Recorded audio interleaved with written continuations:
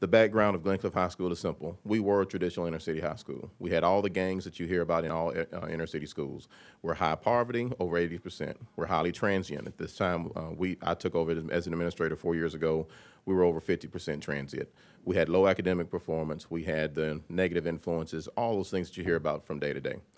That started our community revitalization project. And basically, we felt that it was the right thing to do for Glen High School and for the kids at Glen High School. We changed our vision statement. It's the first thing we did. We said we wanted to be the central focus of the community. We had no idea what that meant when we said it. We just felt that we wanted to start the process of changing our school and changing our community. A big part of that was changing the perception. As she stated, the first thing we started was the GCC. We were on a flight. Glen Cliff Community Coalition sounds like the right thing. We need to address teen pregnancy and absentee rates due to illnesses. That's where all of this started.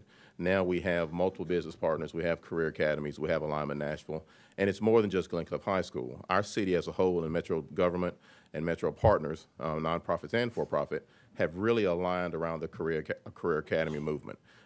So it's not just meeting the needs of the kids, it's career and workforce development. It's post-secondary opportunities for students. And I think that's probably one of the things I am most proud of about Glen Cliff High School.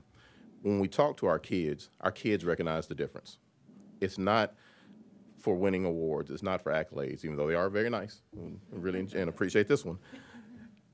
Our kids notice the difference. They notice the efforts of our staff members. They notice the fact that we have business partners in our buildings that are taking the time to give industry certification. Well, I think we have 20 or more students getting what is it, LPN? CNA. Their CNA certification out of the Academy of Medical Science and Research. We have engineering students competing in competitions. Those things didn't exist for our population several years ago. As she stated, we have kids from 42 different nationalities. The first thing we did, besides changing our vision statement, I'm going to ask Ms. Griffiths to raise her hand.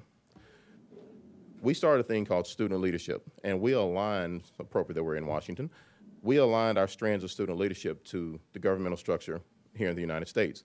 Immigrant students don't know what that government structure is. They're not aware of it. So we have the United Nations, which Ms. Griffiths leads. It represents 2 students from every nationality in our building, so it's well over 80 students. We have the Student Senate, plain old SGA, just change the name. House of Representatives, they're representatives from each of our career academy teams, and our advisory council. They're one representative from each advisory class that meets with me and Allison and other staff members. We gave our students a voice. Our students began to talk to us about what the issues were, what they needed, what they would like to see changed. And it was everything from new doors to new paint on the walls, to better teachers, to changing in the lunch cafeteria food. But they had a voice. When we listened, they took part in the change process.